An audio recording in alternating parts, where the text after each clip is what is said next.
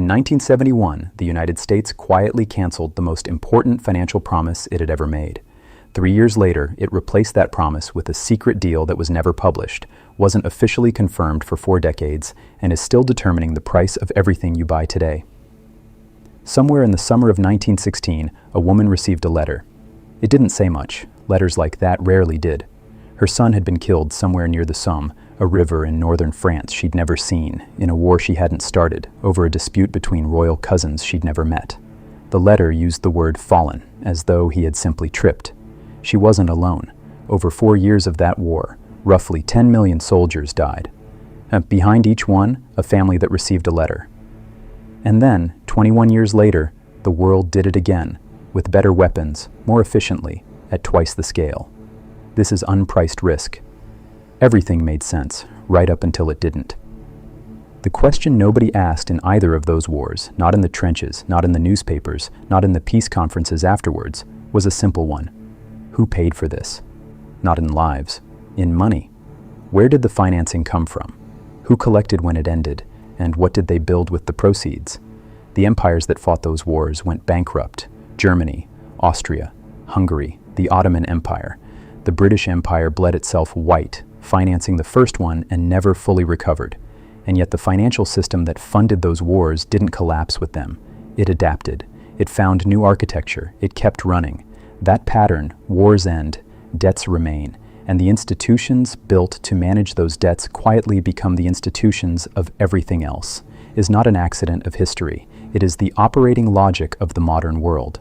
From Rome debasing its coinage to fund legions on the Rhine, to Napoleon's continental campaigns running on debt instruments that most of his generals couldn't have explained, to the Bank of England financing conflicts across 3 centuries. The structure beneath the violence held a consistency that the violence itself never did. The modern version of that story begins in a resort hotel in New Hampshire in July 1944, while the guns were still firing. In October 1814, the men who had spent 20 years trying to stop Napoleon finally got their chance. They met in Vienna not just to divide his territory, but to design a new order from scratch. Every major power in Europe had a seat at the table. Even Talleyrand, representing the country that had just been defeated, managed to get himself included. What emerged from 9 months of negotiation was a map, a set of dynastic arrangements, and an unspoken agreement that the great powers would manage the affairs of the continent collectively on terms that suited the great powers. They called it the Concert of Europe. They described it as a peace settlement.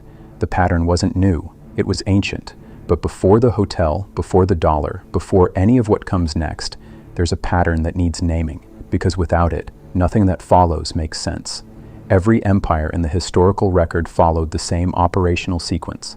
Conquest, then administration, then the extraction of resources through a financial system controlled by the conqueror, and then the construction of an ideology that made the whole arrangement feel natural and inevitable to the people living inside it. Rome standardized roads, law, and currency across a territory stretching from Scotland to Syria. When it fell, its administrative logic didn't disappear. The Church ran medieval Europe on Roman organizational principles for 1,000 years. The concept of one legitimate authority over many peoples simply found new carriers. The Mongol campaigns of the 13th century killed tens of millions of people, the largest proportional population loss in recorded history. They also created the first continuous overland trade corridor from China to Western Europe. They destroyed the old networks and built new ones, controlled by the new power. The histories that survived were mostly written by the merchants who profited from the new routes. Napoleon rewrote the laws of property, contract, and inheritance across every territory his armies reached. The Napoleonic Code still governs commercial law in France, Italy, Belgium, Louisiana, and Quebec today. The Congress of Vienna in 1815 dismantled his empire, divided his territory, and left his legal architecture entirely intact because the victors found it useful. The 2 world wars ended empires that had lasted centuries. In their ruins, new institutions rose: the United Nations, the International Monetary Fund, the World Bank, presented as neutral frameworks for international stability. Albert Einstein, who understood better than most what the physics unlocked by those wars could now do to a city, offered a quiet assessment. "I do not know with what weapons World War III will be fought," he said, "but World War IV will be fought with sticks and stones." He said that in 1949. The institutions built to prevent World War III were already being shaped by the party that had ended World War II with the most money. The Mount Washington Hotel sits in the White Mountains of New Hampshire, a grand improbable building for a grand improbable negotiation. In July 1944, while the Allied advance through Normandy was still being measured in miles per day, 730 delegates from 44 nations checked in and began designing the post-war financial order. The United States arrived as the only creditor in the room. Everyone else needed money. That asymmetry was not incidental. It was the entire point. John Maynard Keynes, the most influential economist of the century, arrived with a proposal for a neutral international currency no single nation would control, which he called the Bancor, a unit of account issued by a new international body backed by a basket of commodities. The American delegation killed it in under 3 weeks. What replaced it was dollar supremacy dressed in the language of multilateralism. The IMF and the World Bank were structured with voting shares proportional to capital contribution. The United States contributed the most, which meant Washington held a permanent veto over both institutions. The Soviet Union attended, signed the final agreement, went home, and refused to ratify it. Their delegation called it a Wall Street operation. They were not entirely wrong. The dollar's position rested on one commitment. Any central bank could exchange its dollar reserves for gold at $35 per ounce. For 27 years, that held. The crack started in France. Charles de Gaulle, hostile to what he described as the structural advantage that allowed Washington to run deficits the rest of the world had to absorb, began shipping dollar reserves back across the Atlantic and demanding gold in return. Other governments watched and began calculating their own exposure. By 1971, the United States held roughly $10 billion in gold against $80 billion in foreign claims. The arithmetic was not complicated. It was terminal. On the evening of August 15, 1971, American television viewers settling in for their Sunday programs found the schedule interrupted. Richard Nixon, speaking from the Oval Office, announced that the United States was suspending the dollar's convertibility to gold. Allied finance ministries in Europe had received a few hours' warning, not enough to object, not enough to prepare. 44 nations had spent 3 weeks at Bretton Woods designing that system. Nixon ended it in a 12-minute broadcast. What Henry Kissinger understood immediately, serving as national security advisor, was that dollar credibility was not primarily an economic problem. It was what every other piece of American power depended on. Lose it, and the rest begins to come apart. The question was not how to repair the dollar. It was what the dollar could be backed by instead of gold. In June 1974, Kissinger's plane landed in Riyadh. The negotiations had been running through intermediaries for months, Treasury officials and back-channel contacts whose names would never appear in the official records. The deal they were finalizing would leave no official trace. The arrangement he left with rested on 3 interlocking commitments. Saudi Arabia would price all oil exports exclusively in US dollars. The resulting surpluses would be recycled into US Treasury bonds, and the United States would guarantee the military security of the Saudi monarchy in return. Each commitment was worthless without the other 2. The arrangement was never published. Its existence wasn't officially confirmed by the U.S. Treasury until a Freedom of Information Act request forced partial disclosure in 2016, 42 years after the handshake in Riyadh. If this is the first time you're encountering the fact that the arrangement backing the world's reserve currency was kept from public record for 4 decades, hit like. It helps more people find this. The Riyadh arrangement didn't stay in Riyadh. Within a year, every OPEC member was pricing oil in dollars. Not through a treaty signed with each of them, through the self-reinforcing logic of the system itself. Countries buying oil needed dollars. Countries selling oil accumulated dollars. Those dollars recycled into U.S. Treasury bonds, which kept American borrowing costs low, which funded the military that protected the oil fields. The circle closed on itself. What this created was a mechanism by which the United States could run permanent trade deficits, finance military operations on borrowed money, and distribute the resulting inflation to every country that needed dollars to purchase energy. The economist Barry Eichengreen gave this a formal name, the Exorbitant Privilege. No other country in recorded history has held it for as long. The IMF and the World Bank functioned as the system's institutional layer in the developing world. Countries that ran into currency crises, which happened with regularity, given the structural demand for dollars the system created, turned to the IMF for emergency financing. Those loans came with conditions. the opening of domestic markets to foreign capital at the moment of maximum vulnerability. The borrower's negotiating position was, by design, minimal. The harder constraint, though, was what happened when a major oil producer attempted to price crude outside the dollar system entirely. In October 2000, a short notice from the Iraqi oil ministry stated that Iraq would henceforth accept only euros for its oil exports. It wasn't a speech, it wasn't a press conference. It was an administrative document, the kind that moves through wire services and lands, if it lands anywhere, on the inside pages of the financial press. 29 months later, the United States invaded Iraq. Correlation is not causation. That has to be said plainly and left there. In February 2009, Muammar Gaddafi stood before the African Union Summit in Addis Ababa and proposed something none of the assembled heads of state had been briefed to expect: a single gold-backed African currency, which he called the dinar, explicitly designed to price the continent's oil outside the dollar framework entirely. NATO intervention in Libya began 24 months later. In 2012, Iran launched an oil exchange denominated in euros and rials. The United States and the European Union imposed sanctions, cutting Iran off from the international banking system within months of the exchange opening. 3 governments moved to price oil in non-dollar currencies. 3 outcomes ended their capacity to do so. No coordinating document connecting those decisions has ever surfaced. The responses look organized. Whether they were is a question the available evidence doesn't fully resolve. But the pattern was consistent enough that institutional economists working on reserve currency stability in the early 2010s documented it carefully, in language that noted the correlation without asserting the intent.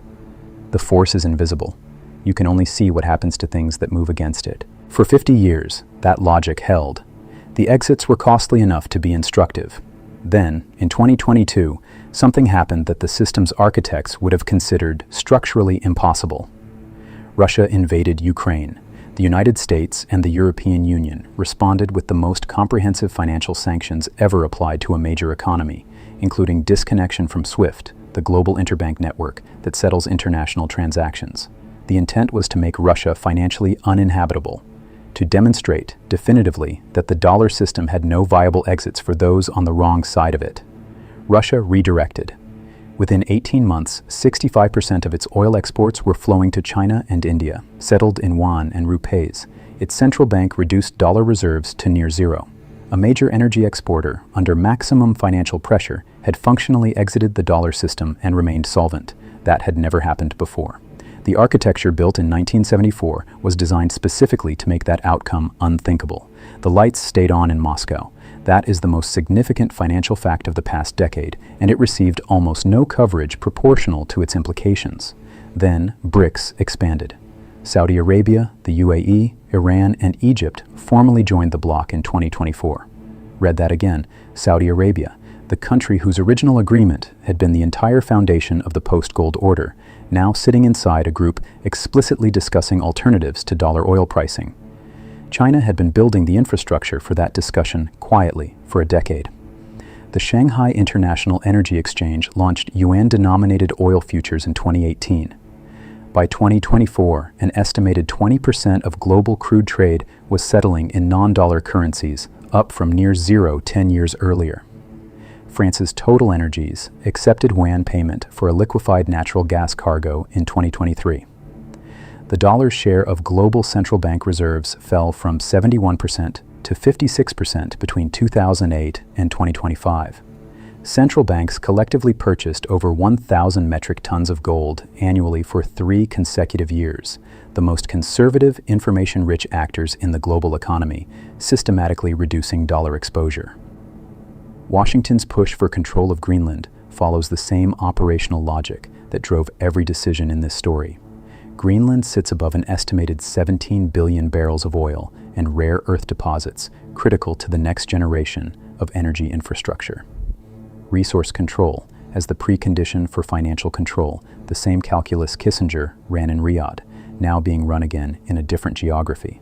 The deepening Saudi-Pakistan defense alignment through 2024 reflects a more specific calculation. Pakistan is a nuclear-armed state that has maintained one of the deepest military relationships with Saudi Arabia of any country on earth. Soldiers deployed, officers embedded, security doctrine shared across decades. Riyadh has historically treated that relationship as a direct extension of its own defense capacity. What that alignment signals now is not a replacement for the American security guarantee, but a hedge against the moment that guarantee becomes conditional. A backup security architecture being quietly assembled at precisely the moment the financial architecture it was meant to support is being quietly renegotiated. The system isn't breaking dramatically, it is shifting methodically at the margins in the decisions of central banks and sovereign wealth funds and long-term energy contracts. The question no institution is yet equipped to answer publicly is whether that shift is being managed or whether it is moving ahead of everyone's capacity to manage it. The last country to hold the world's reserve currency was Britain. It didn't lose that status in a war, it lost it in 1956 during the Suez Crisis, when Egypt nationalized the Suez Canal and Britain, France, and Israel launched a military operation to retake it. The United States opposed the intervention and threatened to sell its sterling holdings on the open market unless Britain withdrew. The pound would have collapsed. Britain withdrew. The empire that had survived 2 world wars ended its financial dominance in a week, not because it was defeated in combat, but because it ran out of dollars to defend its own currency in a conflict over an oil canal it could no longer afford to control. Eisenhower, who engineered that outcome, had watched the relationship between military credibility and financial power from the inside for 30 years. When he left office in January 1961, his farewell address warned that a military-industrial complex could acquire undue influence over the decisions of a free people. What he left unfinished, because perhaps the full architecture wasn't yet visible, was the sentence that follows. The financial system funding that complex does not merely support it. Over time, it becomes the same thing. The dollar is not strong simply because the American economy is productive. It is strong, in part, because the arrangements protecting its position have made the cost of challenging it for 50 years higher than any challenger was willing to pay. Russia's survival after SWIFT changed that calculus, not conclusively, but measurably. Every financial architecture in this story, from the post-war debt settlements to Bretton Woods to the Petrodollar, was built by the party with the most leverage at the moment they had it, then described as universal, then taught as inevitable. Systems like this don't require central coordination to persist. They require only that the cost of leaving always exceeds the cost of staying, and that enough people never stop to calculate which is which.